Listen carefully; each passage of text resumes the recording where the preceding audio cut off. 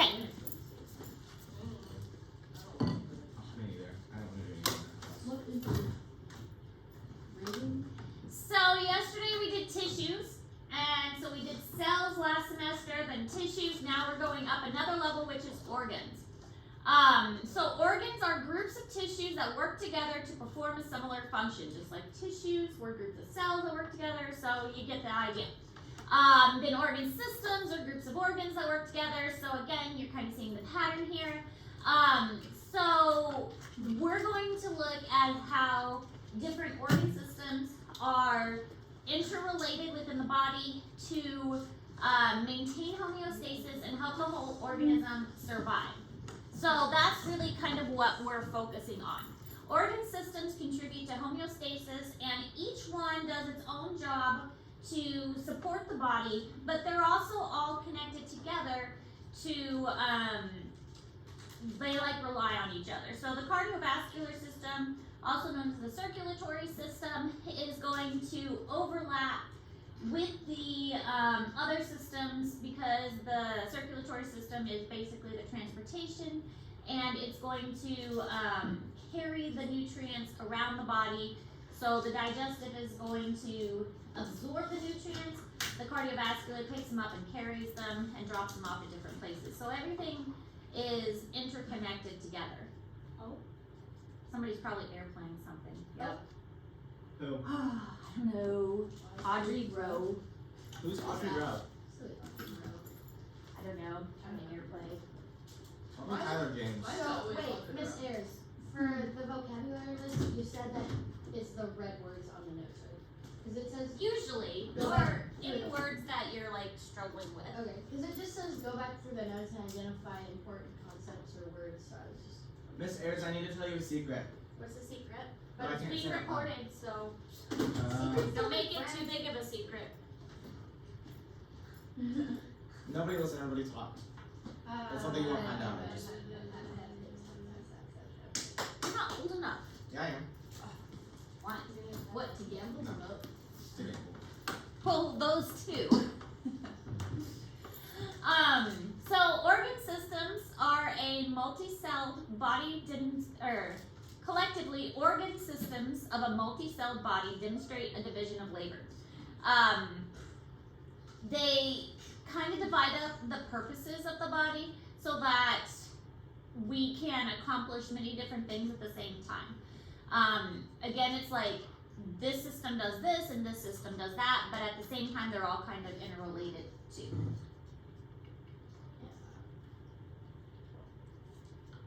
How many body systems do we have? 13. No, we have 12. 14. close. I mean, you guys are around the right number. 11. 11. I was gonna guess 11. No, You were weren't, all lie. close. No, I was, it's higher, because it doesn't. No, What? it's fine. I'll just die. It's fine. Niche. Niche. Niche. I got that point wrong. Probably because the only time I ever heard niche, I would just say niche instead of listening. Wait, you got the, what is, niche? wrong? I don't even know how I got it wrong, but just, Oof. I got a 96. I'll take it. You're chilling. Yeah, I'm Gucci. I didn't get a D this time, so I'm just. Yay! I told you on the ecology one, most people do better because that test makes more sense, which is good because that is a major part of your EOC. Do not forget what you learned in the ecology unit on the EOC. I did better on the other one. On which other one? The other one. I think I did exactly the same. I got 99 the first one, the second one I made a mistake. All right, so cranial cavity.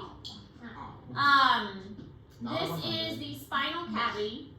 And then you have your thoracic cavity, which is divided by the diaphragm. And then you have your abdominal cavity and the pelvic cavity. Now, when you dissect your pig, you will actually have to cut through the diaphragm to get into the, and get cut through the ribs. However, in the pig, the ribs aren't that hard to cut through because they're made of cartilage. And so it will be pretty easy to get into there. But you will see the diaphragm. But you'll have to cut through it, but you'll still be able to see it. So you will be able to see these cavities. The body is divided into these cavities. Actually, there's even more cavities.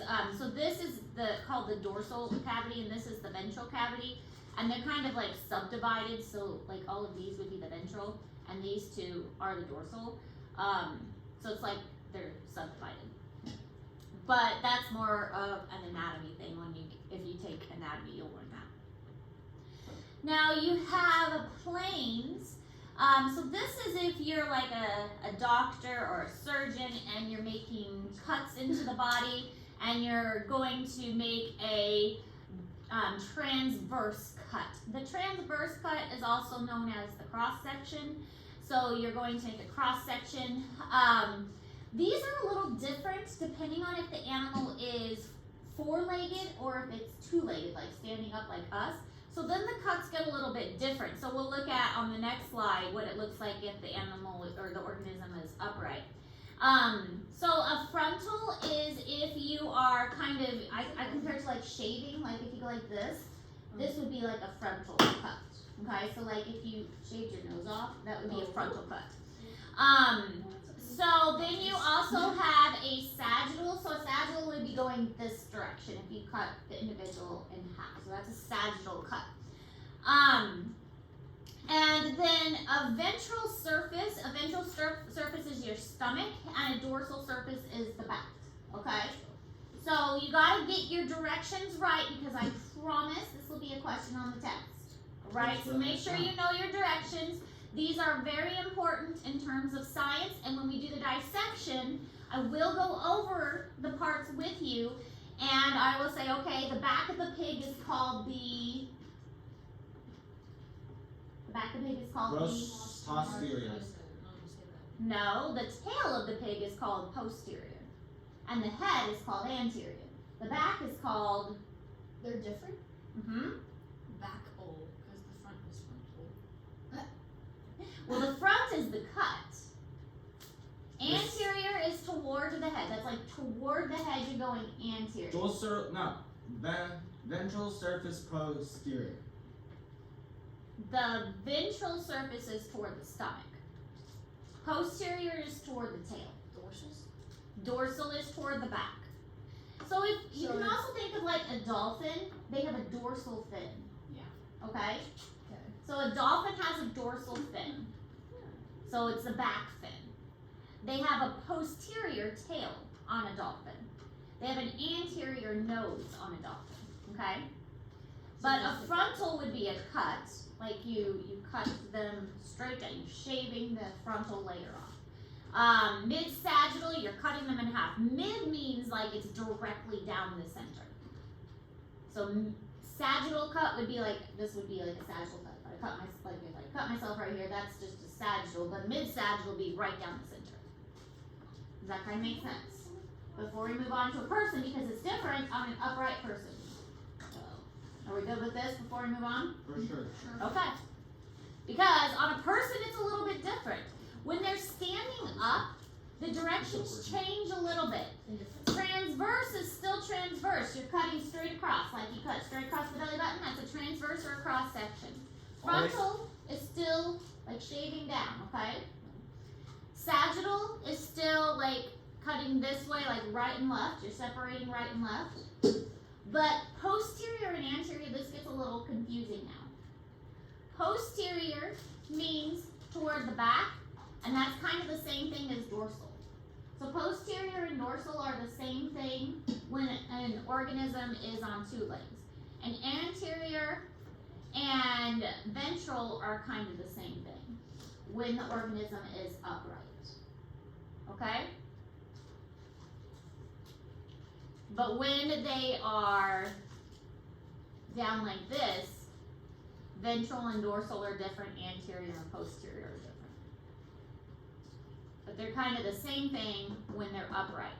Anterior and ventral, posterior and dorsal.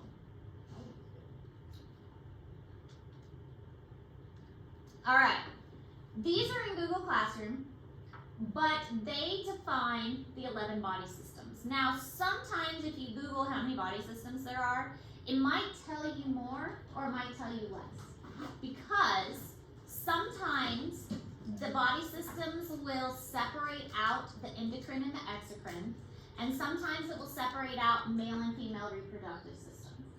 But I always teach 11 body systems. If you take me for anatomy or physiology, I will teach 11 body systems. I like to keep it consistent. Because I teach endocrine system, I don't really teach an exocrine system. Is exocrine the man? No. Exocrine is, we learned it yesterday. What's exocrine glands? Sweating. Yeah, secreting into tubes, that's right, ducts. So I teach an endocrine system. I don't really teach an exocrine. I do teach the exocrine glands with the integumentary system. So we talk about the glands, but we talk about it with the integumentary system because they're often associated with the integumentary system. And I also teach the male and the female reproductive systems together. So some people, when you will separate those out and talk about them individually, but I teach them together. So for me, we say there's 11 body systems. So these are the 11 body systems: the integumentary, which is the skin, nervous system, muscular, skeletal, circulatory, endocrine, lymphatic, respiratory, digestive, urinary. Urinary is also called excretory. Excretory and urinary are the same thing, and then reproductive. So that's 11 systems. Another question on your test will be to identify all 11 systems. So make sure you can figure out all 11 systems. Okay? We got that done. Yeah. I'm telling you right now, though. Know all 11 systems. Alright. So starting with the skin, and that's usually how it goes. So when I do anatomy and physiology, we usually start with the cell as kind of a recap. And then we do tissues, and then we do skin, and then we usually move on to bones and muscles. We kind of follow the same pattern to keep it organized. So the integumentary system is the skin, and the functions of the skin is to protect, temperature control, detect shifts in the external conditions. It does make vitamin D, so when you go out in the sun, it makes vitamin D, and also defense.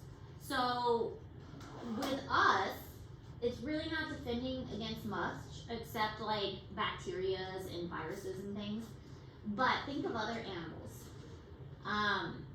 It will defend, like porcupines use their skin against defense. I thought you were like, what's the time? I was like, Is that their skin or is that just like? So hair is considered an accessory organ to skin because it's produced by the skin. So like porcupines just have like giant hair. So like a giant hair skin. Yes. That would suck. And same thing with hedgehogs, it's considered their hair. I want a hedgehog. Look at a hedgehog. I hate hedgehogs. This thing. They're so cute. Of course you would. You're yeah, the he one. showed us a photo. Yeah, hedgehogs, we had them at the He was zoo. like 19. They're super and cute, it's like- but their poo is gross.